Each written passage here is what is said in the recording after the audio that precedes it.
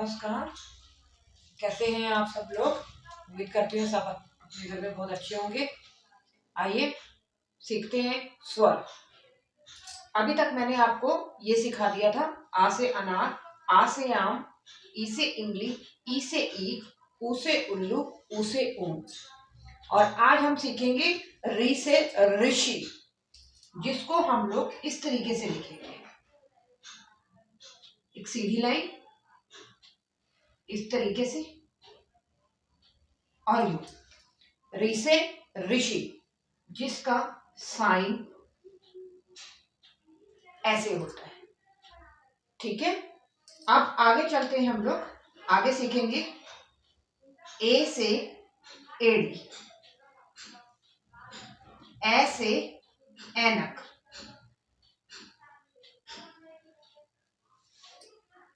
ठीक है। ओ से ओखली,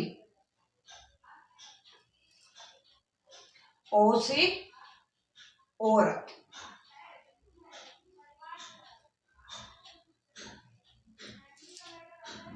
अंग से अंगूर, और आ से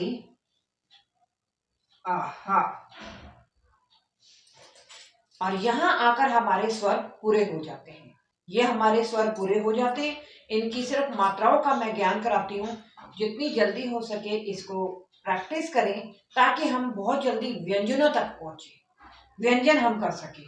ठीक है, अब मैं समझ सकती हूँ कि अगर आप लोग ये सब प्रैक्टिस करते हैं तो अगली क्लास में मैं ये बीच बीच में से पूछूंगी कि क्या है, क्या आप बता सकेंगे कि इसके अंदर से ऊ से ऊन कौन सा है? ऊ से ऊन ये रहा। ई से इमली का है, ये रही। ठीक है, इसी तरीके से मैं सारे पूछूंगी। आपको सारी मात्राओं का ज्ञान भी हो जाएगा, पता भी लग जाएगा। ठीक है, अब मैं आपको बताती हूँ। एक बारी मैं मात्राओं का रिवाइज करा देती हूँ और उसके बाद चलते आगे की तरफ। सिर्फ अ से अनार, सिर्फ खाली है ये। आ से आम, आ का डंडा यानी आ की मात्रा। ई से इमली यानी कि छोटी ई की मात्रा। ई से ईख यानी कि बड़ी ई की मात्रा। उ से उल्लू यानी कि छोटा ऊ। ऊ से ऊन यानी कि बड़ा ऊ। री से ऋषि, जिसका साइन ये होगा। ए से एड़ी, जिसमें एक मात्रा आएगी। ए से ऐनक, जिसमें दो मात्रा आएगी। उसके बाद ओ से ओखली, जिसमें एक ओ की मात्रा आएगी। ओ से औरत, जिसमें दो मात्रा आएगी। अंग से अंगूर, कुछ नहीं, सिर्फ एक गिनती।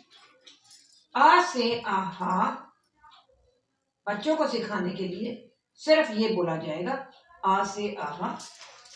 संस्कृत में जैसे विसर्ग बोलते हैं वैसे, जिसको हम लोग अहा करके बोलते हैं।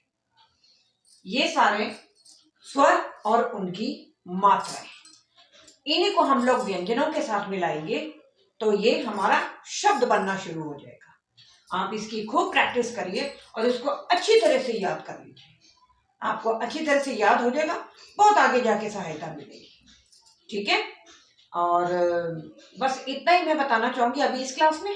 अगली क्लास में मैं आपके साथ व्यंजन शुरू करूंगी। बस एक बात मैं आपको कहना चाहूंगी कि जरूरी नहीं होता कि बच्चे कहीं गलती करते हैं, कई बार टीचर से भी गलती हो जाती है। अब मैं जैसे समझा रही हूँ, हो सकता है कहीं कमी पेशी मेरे में भी हो। जब तक आप कमेंट नहीं करेंगे, आप मुझे बताएंगे नहीं, मुझे कैसे पता चलेगा मैं क्या कर रही हूँ?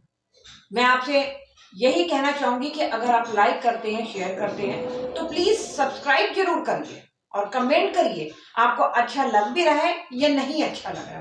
प्लीज इस बारे में मुझे जरूर बताइए, तो हमें भी पता चले कि हाँ टीचर भी कहीं कोई गलती कर रही है, इसको थोड़ा और अच्छे तरीके से हम लोग समझाने की कोशिश करेंगे। ठीक है, मैं आपसे उम्मीद करती हूँ कि आज आपने स्वर अच्छी तरह से सीखे होंगे और इसकी प्रैक्टिस भी करेंगे।